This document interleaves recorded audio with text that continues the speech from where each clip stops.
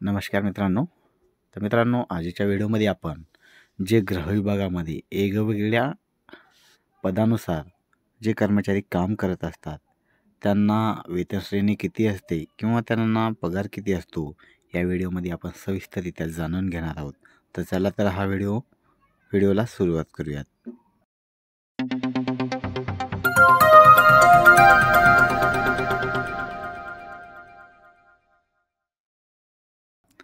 तर मित्रांनो, तुम्हाला तर माहीतच आहे, पोलीस दलातील सर्वात मोठं पद म्हणजे पोलीस महासंचालक आहे. पोलीस महासंचालक जे आहे 1 नंबरला पद येतं आणि पोलीस महासंचालकाला पोलीस पदानुसार त्यांना सर्व जबाबदारी पाहावं लागते. पोलीस महासंचालक हे सर्वोच्च पद असून त्यामध्ये प्रामुख्याने पोलीस अधीक्षक आहे. त्यानंतर पद जे आहे त्यांना जे आहे स्टार्टिंग तुम्ही पाहू शकता की 67,700 ते 2,08,700 रुपये एवढा पगार त्यांना भेटत असतो. त्यानुसार आपण पाहिलं अप्पर पोलीस अधीक्षक यांना जे आहे एवढा 67,700 ते 2,08,700 एवढा पगार त्यांना प्रति महिना मिळत असतो. त्यानंतर आपल्याला पाहायचं गेलं तर पोलीस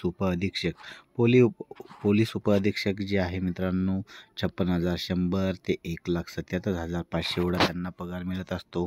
त्यानंतर पोलीस निरीक्षक यांना जे आहे 56,100 ते 1,77,500 एवढा मानधन मिळत असतो.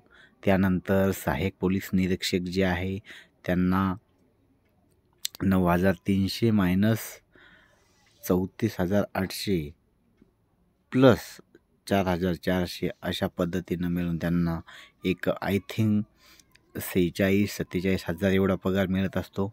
त्यांचं टोटल जर केलं तर 47,000च्या जवळपास मित्रांनो जाते. त्यानंतर आपल्याला पोलीस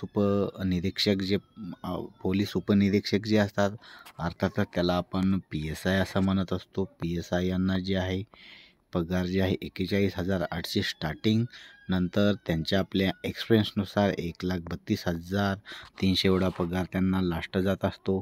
त्यानंतर पोलीस उपनिरीक्षक DYSP अर्थातच PSI असतात ते, त्यांना 29,200 स्टार्टिंग ते 92,300 एवढा पगार मिळत असतो. त्यानंतर आपण पोलीस हवालदार पाहू. पोलीस हवालदारला जे आहे 26,400 ते 83,600 एवढा पगार मिळत असतो. पोलीस नाईक जे असतात 25,000 ते 81,100. त्यानंतर आपण सर्वात पोलीस दलातील सर्वात खालचं पद म्हणजे पोलीस शिपाई 21,700 ते 69,100. तर मित्रांनो, आता हे जे 7वा वेतन आयोग लागू झाल्यानंतर यामध्ये सर्व डिपार्टमेंटमध्ये वेतन वाढणार आहे, पण हे वेतन लागू झाल्यानंतर वाढत असते. म्हणून आपण आगामी पोलीस दलामध्ये देखील 10,000 प्लस जागेची भरती निघत आहे. त्या अनुषंगाने आपल्याला तयारी करायची आहे. आपल्याला या पदानुसारच वरी अशा पद्धतीने जावं लागते. म्हणून अगोदर आपल्याला शिपाई होणं गरजेचं आहे. नंतर एक्सपिरियन्सनुसार पोलीस नाईक, हवालदार अशा पद्धतीनं आपली पदोन्नती वाढत असते. त्यानंतर प्रमुख यंत्र चालक बिनतारी संदेश पाठविणाऱ्याला 29,200 ते 92,300, रेडिओ यांत्रिकरणला 29,200 ते 92,300, बिनतारी यंत्र चालकला 25,500 ते 81,100 असा एवढा पगार असतो. तर अशा पद्धतीनं जे पोलीस डिपार्टमेंटमध्ये वेगवेगळे जे पदं आहेत त्यानुसार एवढा त्यांना पे भेटत असतो.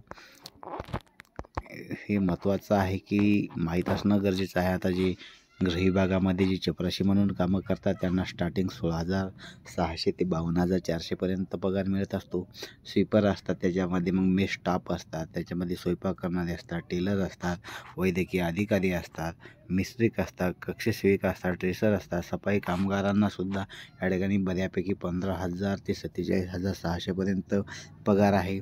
त्यानंतर ट्रेसरसाठी 18,000 ते 56,900 एवढा पगार आहे. जे वैद्यकीय सेवेसाठी रुजू झालेत गृह विभागामध्ये त्यांना 56,100 ते 1,77,500 एवढा पगार भेटत असतो. आय होप की तुम्हाला सर्व ही माहिती मिळाली असेल, आशा करतो. व्हिडिओ जर आवडल्यास व्हिडिओला लाईक करा आणि चॅनलला नक्की सबस्क्राईब करा. धन्यवाद.